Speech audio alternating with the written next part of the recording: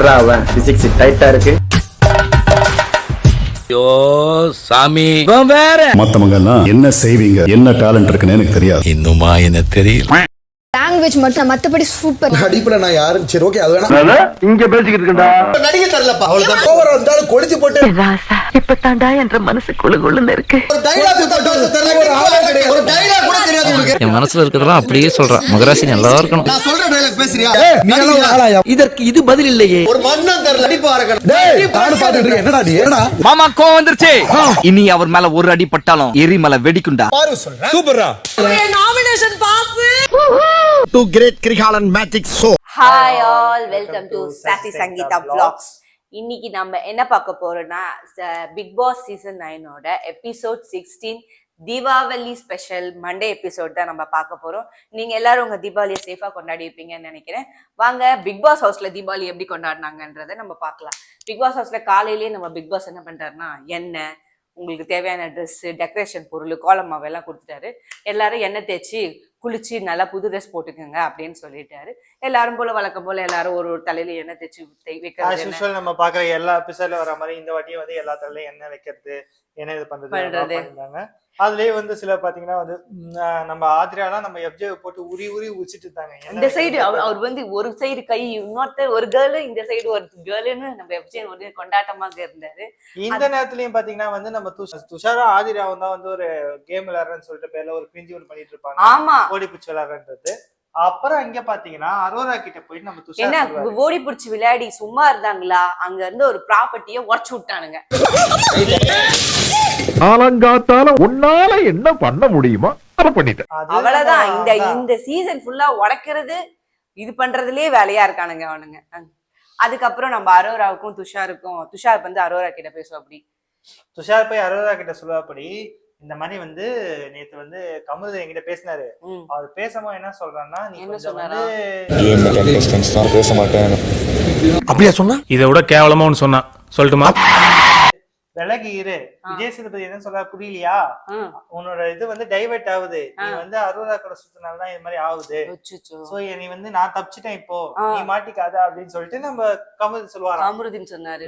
ரொம்ப நமக்கு தெரியும்ல, கமருதீன் ரொம்ப தாராள மனசு படிச்சவரு. அவர் அட்வைஸ் எல்லாம் சூப்பரா பண்ணுவாரு. அந்த மாதிரி அட்வைஸ் பண்ணிருக்காரு. அதுக்கு அரோரா என்ன ரியாக்ட் பண்ணாங்க? இத போய் வந்து இவன் அரோரா கிட்ட சொன்ன உடனே அரோரா உடனே அழுவ ஆரம்பிச்சாங்க. சே இந்த வாரம் ஃபுல்லா சாட்டர்டேல இருந்து ஒரே அழுகாச்சியா இருக்கு அரோரா. அழுதுட்டே இருக்கும் போது ஆதிரா அந்த நேரத்துல வருவாங்க. ரெஸ்ட் ரூம் ஆக்சுவலி இது வாஷ்ரூம்ல தான் நடக்கும் ஆக்சுவலா. அப்ப வந்து அங்க ஆதிரா வருவாங்க. ஆதிரா வந்த உடனே வந்து இதுக்கெல்லாம் வத்தே இல்ல, இதெல்லாம் அழுவாத. உடனே அரோரா சொல்லுவாங்க, இல்ல நான் வந்து அவன் ஃப்ரெண்ட்லியா பேசும்போது ஒரு மாதிரி நல்லா பேசியிருந்தான், இப்ப நான் பேசுறேன்னு அவன் வேற மாதிரி என்ன பத்தி பேசுறான். நான் பேசாத விட கெட்டத பேசணும்.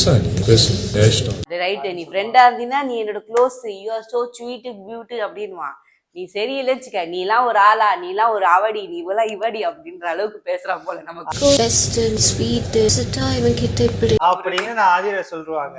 அதோட அங்க கட் பண்ணி வந்து உள்ள போனீங்கன்னா நம்ம வினோத் அது அங்க வெளியிலே ஒரு பண்ணிடுவாரு. ஆக்சுவலி வந்து நம்மளோட திவாகர் வந்து தண்ணி எண்ணெய் தேய்ச்சி படுத்து கிடப்பாரு. ஆக்சுவலா அத பார்த்து இங்க வர்றா ஒரு ஆமா கரை அடிச்சுட்டு வந்து கரை ஒதுங்கி கிடக்குது, ஒரு கரை ஒதுக்கி இருக்கு அப்படின்னு சொல்லிட்டு போயிடுவாரு வினோத். திவாகர் போயா அப்படின்றாரு. அதுக்கப்புறம் இவர் எண்ணெய் தேய்ச்சிட்டு பாத்ரூம் ஃப்ரீயா இல்ல போல, அதனால உள்ள சுத்திட்டு இருப்பாரு மாலை போட்டுக்கிட்டு.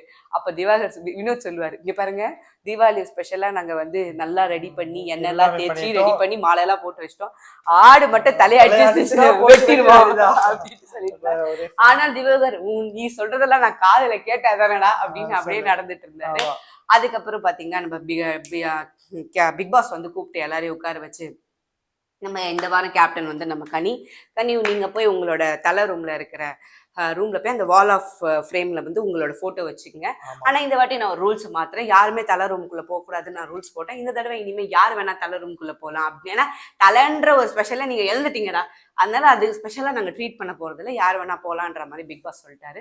தவிர யாரும் அவரின் அறைக்குள் செல்ல வேண்டாம். அது அப்போ இப்போ யார் வேணாலும் போகலாம். இப்ப நான் மாத்துறேன், அந்த ரூமுக்குள்ள யார் வேணாலும் போகலாம். பிக் பாஸ் சொல்லிட்டதுக்கு அப்புறம் வேற என்ன சொன்னார்னா, பிக் பாஸ் வந்து கனி நீங்க வந்து ஆளை பிரிச்சு விடுங்க அப்படின்னோடனே அப்ப வந்து கனி எல்லாரையும் பிரிச்சு விட்டாங்க, குரூப்பை பிரிச்சு விட்டாங்க, டீம் பிரிச்சு விட்டு கனி என்ன சொன்னாங்கன்னா, நான் வந்து விக்கல்ஸ் ஆஃப் விக்ரம் வந்து என்னோட செக்ரட்டரி மாதிரி நான் பண்றேன். ஏன்னா அட்வைசரா வச்சுக்கிறேன். எக்ஸாக்ட்லி. ஏன்னா வந்து விக்கல்ஸ் விக்ரம் வந்து பாத்தீங்கன்னா 2 சைட்லயுமே வந்து ஒரு நல்ல ஒரு பாண்ட் இருக்கு. சோ எனக்கு இப்ப ஏதாவது செய்யணும்னா வந்து அவரோட அட்வைஸ் மூலமா இல்ல அவரோட இது மூலமா இல்ல உங்களுக்கு ஏதாவது பிரச்சனை அவர்கிட்ட நீங்க சொல்றதும் இது வந்து எனக்கு ஈஸியா இருக்கும் அப்படின்னு சொல்லிட்டு விக்கல்ஸ் விக்ரம் வந்து அட்வைசர்னு ஒரு புது பொசிஷன் கொடுப்பாங்க. ஏன்னா இருக்கும் அப்படின்னு சொல்ற ஒரு அட்வைசரா விக்கல்ஸ் கிட்ட நான் அதை கேட்க. விக்கல்ஸ் வந்து போத் டீம்லயும் வந்து ஒரு குட் டேர்ம்ஸ்ல இருக்கிறதுனால அவர்கிட்ட நீங்க எல்லாரும் ஓப்பனா பேசுவீங்கன்றதுனால அவரை நான் சொல்றேன் அப்படின்னு. அப்புறம் பிக் பாஸ் சொன்னாரு, நீங்க பிரிச்சு விட்டதெல்லாம் சூப்பர். ஆனா நான் என்ன சொல்றேன்னா, லாஸ்ட் டைம் யாருமே மைக் போடல, சரியா வந்து ரூல்ஸை ஃபாலோ பண்ணல. நிறைய பேர் நைட்டு மிட் நைட் ஆனா லைட் ஆஃப் ஆனதுக்கு அப்புறம் மைக்கை கழட்டி வச்சுட்டு பேசுறது, இந்த பிரச்சனைலாம் நான் வந்து அவனுக்கு சொல்லலை. அதெல்லாம் பண்ண மாட்டீங்கன்னு நினைச்சேன். ஆனா இதெல்லாம் பார்த்துட்டேன் போன வாரம். அதெல்லாம் நான் உங்ககிட்ட சொல்றேன், இதெல்லாம் நீங்க ரூல்ஸை ஸ்ட்ரிக்டா ஃபாலோ பண்ணும். மைக் ரொம்ப ரொம்ப முக்கியம். இரவுல சில பேர் மைக்கை கழட்டி வச்சு பேசுறாங்க, அது நடக்கக்கூடாது. அதுக்கப்புறம் விக்கல்ஸ் ஆஃப் விக்ரம் கிட்ட இருந்து நான் நிறைய காமெடி எதிர்பார்க்கிறேன். பிரவீன் எஃப்ஜே நம்மளோட வினோத் கிட்ட இருந்து நான் ஒரிஜினல் சாங்ஸ் எதிர்பார்க்கிறேன்.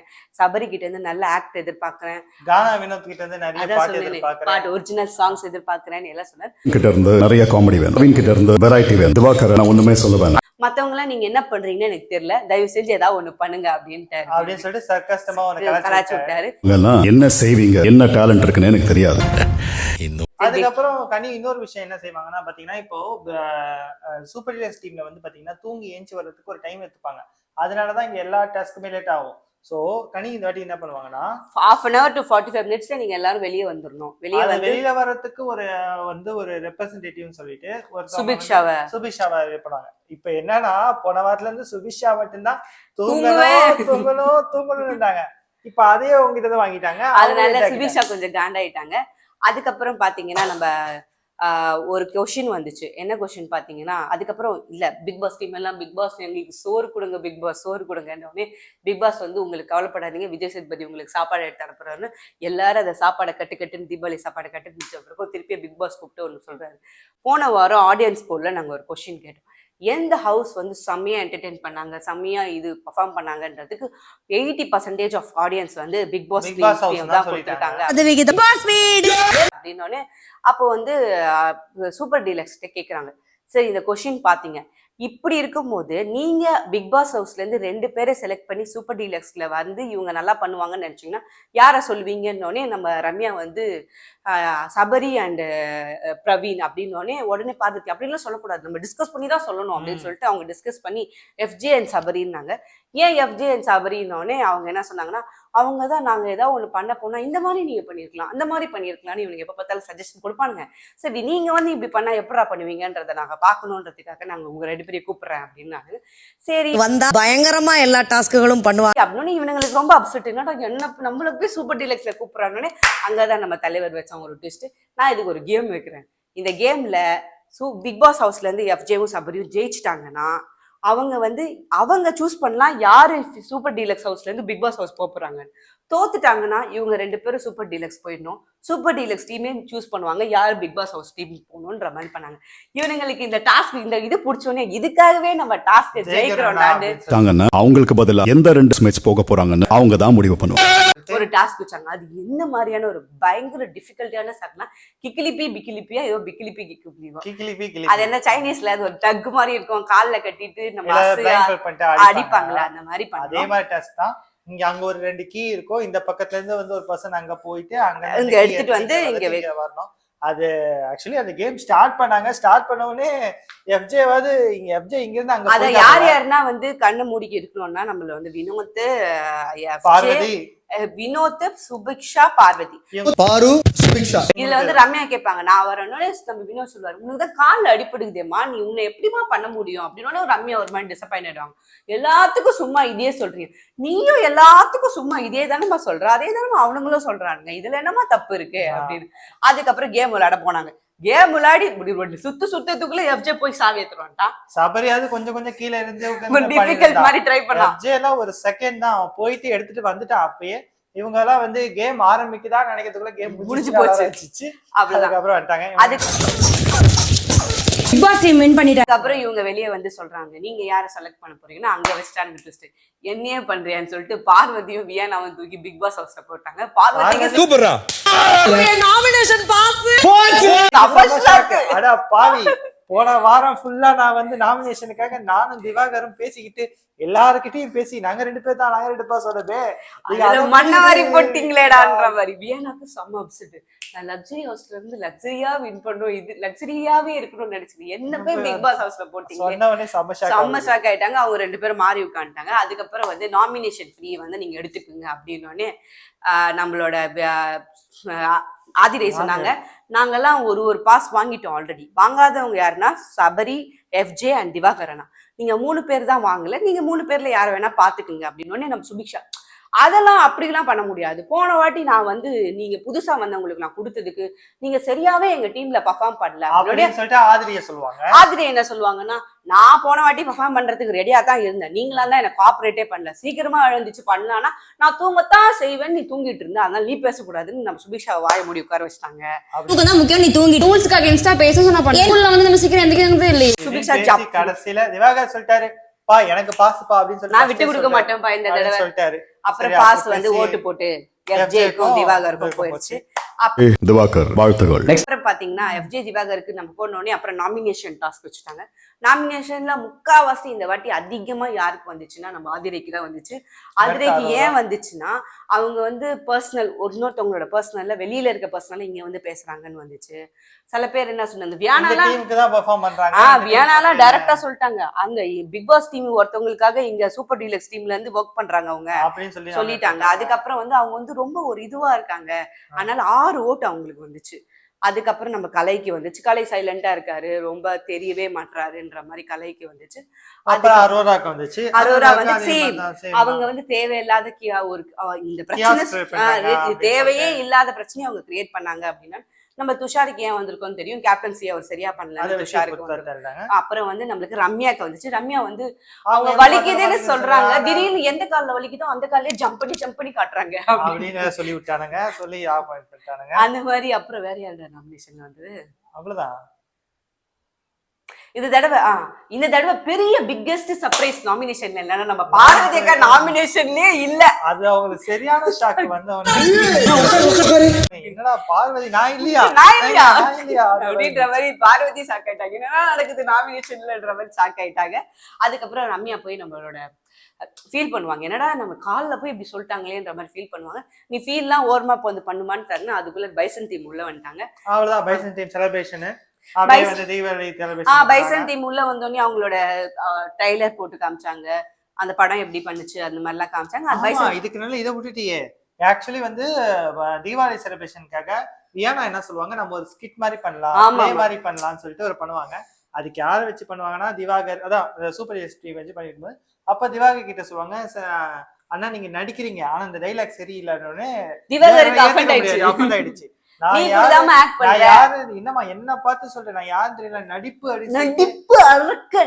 மத்தபடி சூப்பர் நடிப்புல நான் யாரும் சரி ஓகே அது வேணா அப்படின்னா 2 பேர் அவனே அவருக்கு வந்து அஃபெண்ட் ஆயிட்டு அவர் வந்து சொல்றாரு, நீ கூட சரியா ரியாக்ஷனே சரியா கொடுக்க மாட்டேன், நீ என்ன சொன்னீங்கன்னா நான் உன்னை சொல்லுவேன் அப்படின்னு. அது பொண்ணு வியானா வந்து இல்ல அதே சொல்ல உனக்கு இந்த எக்ஸ்பிரஷன்ஸ் பண்றது தப்பு சொன்னா சொல்லி வியானா வந்து ஐயோ நீங்க எல்லாம் இப்படி பண்றீங்க, நான் இந்த ஸ்கிட்டுக்கே வரலடா. வியானா ஓரமா போய் உட்கார்ந்து வினோத் வந்து ஏன்டா ஒரு பொம்பளை புள்ளைய அழ வைக்கிற, உனக்கு என்ன நடிப்பு தெரியுதாடா, உனக்கு நடிக்க கூட தெரியலடா, நீ ஒரு ஆணோட நடிப்பு அரக்க நடிப்பாங்க, இன்னும் நடிக்கவே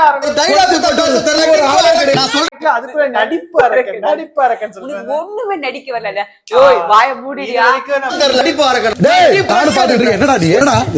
திவாகர் வந்து பாத்தீங்கன்னா வந்து யோயோ சொல்லிட்டாரு, இன்னைக்கு போயிட்டு உனக்கு அவ்வளவுதான்டா மரியாதை, அவ்வளவுதான் வயசுக்கு மரியாதை கொடுக்க மாட்டேன்டா,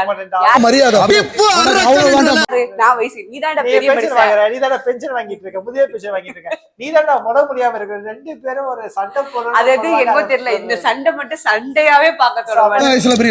மாசம் புதிய பென்ஷன் வாங்குறாரு, ஒரு நிலைமையில கிடக்கு, ஒரு ஃபன்னாதான் பார்க்க தோணுது அப்படின்னு. அதுக்கப்புறம் பைசன் டீம் வந்து செலிப்ரேட் பண்ணாங்க, எல்லாம் பண்ணி சுறுசுறு கம்பி எல்லாம் சுத்தி ஹாப்பி தீபாவளின்னு சொல்லி பைசன் டீமுக்கு பாய் பாய் சொல்லி அனுப்பிச்சு இதான் இன்னைக்கு நடந்த பிக் பாஸோட எபிசோடா, தீபாவளி எபிசோடா இருந்துச்சு. தீபாவளி எபிசோட்னாவே நம்ம இதெல்லாம் எதிர்பார்க்க முடியும், பெருசா எதுவும் இருக்காது. நான் என்ன நினைச்சேன்னா தீபாவளி எபிசோட்ல ஒரு கேம் வைப்பாங்க, ஒரு ஃபன் வைப்பாங்க அந்த அப்படின்னு மாதிரிலாம் எதுவுமே நடக்கல. இந்த வாட்டி தீபாவளி எபிசோட் வந்து ரொம்ப ட்ரையா போச்சு. நல்ல வேளை பைசன் டீமாச்சும் உள்ள வந்தாங்க. பைசன் டீம் வரலன்னா இன்னமும் போரா இருந்திருக்கும் போல. விஜய் சேதுபதி வந்து அவுட் சைட்ல வந்து எப்பயுமே பண்ற மாதிரி நல்ல ஒரு ஃபீஸ்ட் கொடுத்துட்டாரு. அது சாப்பிட்டாங்க. நைட்டும் எப்படிங்கிறத கொடுத்துருப்பாங்க, காட்டல அது ஆக்சுவலா. சோ இதுதான் இன்றைக்கு தீபாவளி எபிசோட் நடந்தது. Bye from sassy Sangeetha. இந்த வீடியோ உங்களுக்கு பிடிச்சிருந்தா லைக் பண்ணுங்க, ஷேர் பண்ணுங்க, கமெண்ட் பண்ணுங்க. நாளைக்கு இன்னொரு வீடியோல வந்து பாக்குறோம். பாய் பாய்.